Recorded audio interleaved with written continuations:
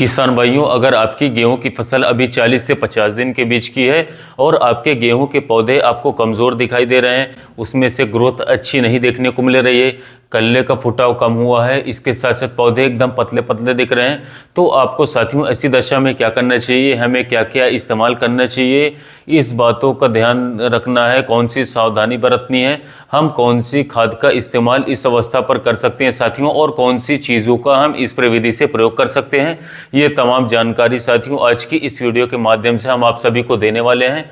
तो साथियों आज की पूरी वीडियो किसान साथियों आप जरूर देखिएगा। कुछ भी अगर आपके मन में सवाल हो या फिर साथियों कोई सुझाव हो तो आप कमेंट भी जरूर कर सकते हैं। तो चलिए ज़्यादा समय नहीं लेते हैं साथियों, जानते हैं कि ऐसी दशा में हमें करना क्या चाहिए। सबसे पहले किसान साथियों, अगर आप हमें जो है नीचे कमेंट के माध्यम से ये अवश्य बताएं साथियों कि आपकी गेहूं की फसल अभी कितने दिन की हो गई है। 40 से 50 दिन के बीच की है। तो सबसे पहले तो किसान साथियों आपको इस अवस्था में गेहूं की फसल में दूसरी सिंचाई करनी होती है, यानी कि पानी लगाना होता है। अब जैसे हम खादों का इस्तेमाल करते हैं ताकि अच्छी ग्रोथ हो, इसी तरह से पानी का भी उपयोग आपको समय समय पर करना पड़ेगा। पानी की कमी होने से भी साथियों बहुत सारी समस्याएं आ जाती है।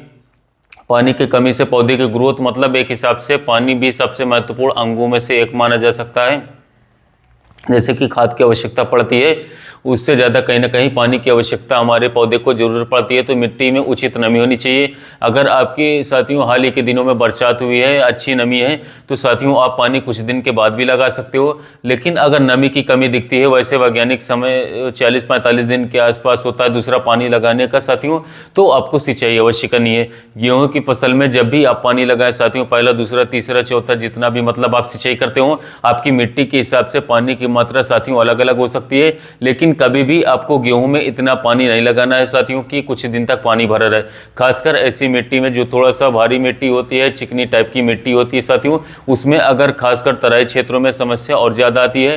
तो ऐसे क्षेत्रों में साथियों बहुत ज़्यादा पानी भरेंगे तो फसल पीली हो जाएगी, अच्छी ग्रोथ किसी भी अवस्था में नहीं हो पाएगी साथियों। तो यहाँ पर इन बातों का साथियों आपको ध्यान देना पड़ेगा।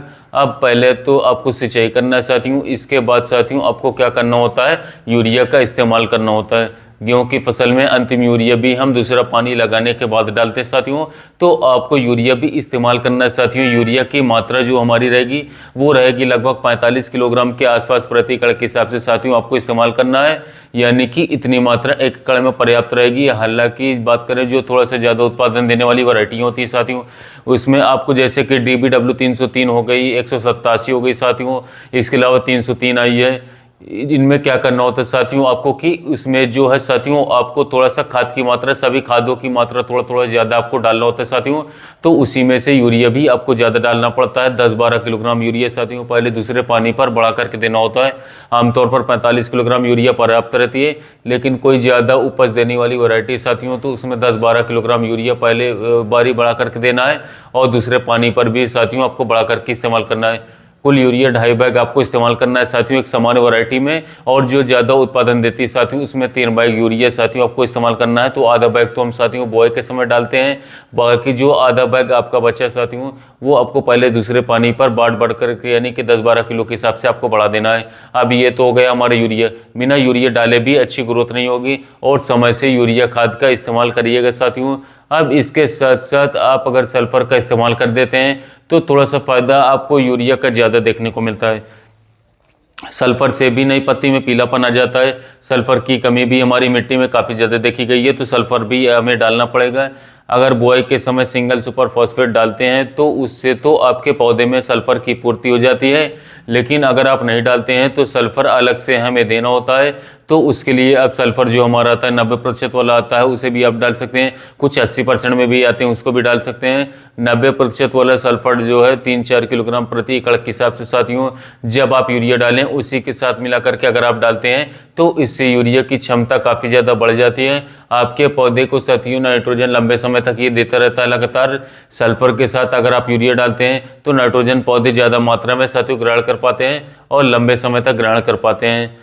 तो आप सल्फर का भी इस्तेमाल करिए, साथ ही साथ में यूरिया डालिए। पहले चीज़ तो आपको ये करना है, सिंचाई के बाद आपको यूरिया सल्फर डालना है साथियों।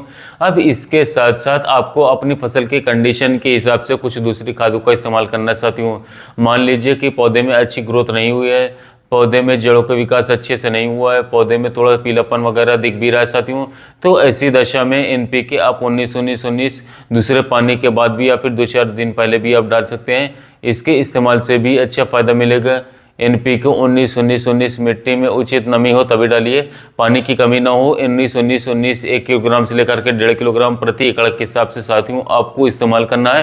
पहले पानी के बाद भी इसका इस्तेमाल आमतौर पर ज़्यादातर किसान साथी जो है कर देते हैं, वही 30 दिन के आसपास या 35 दिन तक। लेकिन मान लीजिए फसल कमज़ोर है, दोबारा से भी साथियों आप दूसरे पानी के आसपास इसका इस्तेमाल कर सकते हैं। अब इसका इस्तेमाल क्यों करना है, कई बार जो हम खादें मिट्टी में डालते हैं साथियों वो सही से काम नहीं कर पाती हैं। जब हम स्प्रे करते हैं साथियों तो फसल को थोड़ा सा बूस्टिंग मिल जाती है, थोड़ा सा समझ लीजिए कि एक हिसाब से टानिक का काम करता है साथियों, थोड़ा सा जल्दी से काम करता है, जिससे कि पौधे की रुकी हुई ग्रोथ दोबारा से स्टार्ट हो जाती है साथियों।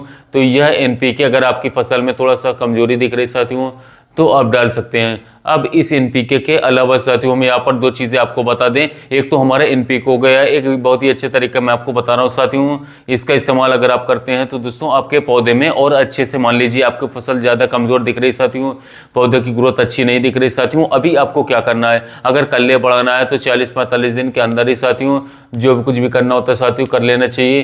क्योंकि इसके बाद मुझे नहीं लगता कि हाँ ज़्यादा कल्ले हो सकते हैं, 1-2 कल्ले निकल आए अलग बात है, लेकिन 45 दिन के बाद कल्ले का फुटाव बहुत ही कम होता है, या फिर ना के बराबर आप मान सकते हैं।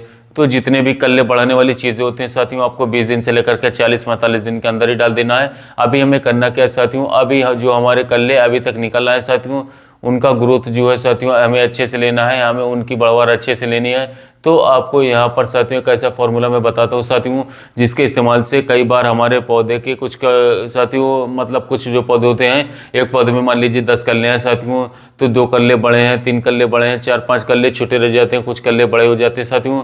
तो ऐसे में क्या करना है कि सभी पौधे की ग्रोथ एक समान करने के लिए साथियों आपको चाहिए क्या कि सभी पौधे की ग्रोथ जब अच्छे से हो जाएगी, जो कमज़ोर वाला साथियों सबसे बाद में जिसका कल्ले का विकास हुआ है अगर वो भी आपका मोटा हो जाएगा तो उसमें भी बालियाँ बाद में अच्छी आएंगी। होता क्या है कि जो पौधे साथियों पौधे के कल्ले बाद में निकलते हैं छोटे रह जाते हैं, जिससे कि उनमें बालियाँ कुछ छोटी रह जाती है, जिससे कि उत्पादन में आपको कमी देखने को मिलती है।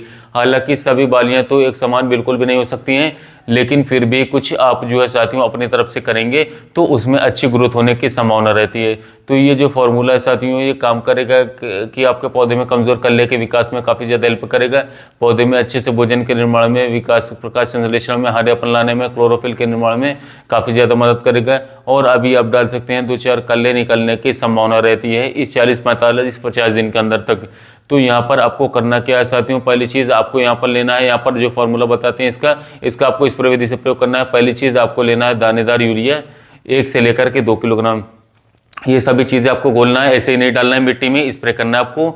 तो यूरिया हो गया एक, इसके साथ जो हम मात्रा बता रहे हैं खाद के हिसाब से साथियों प्रति एकड़ के हिसाब से, पहली चीज़ आपको दानेदार यूरिया ले लेना है।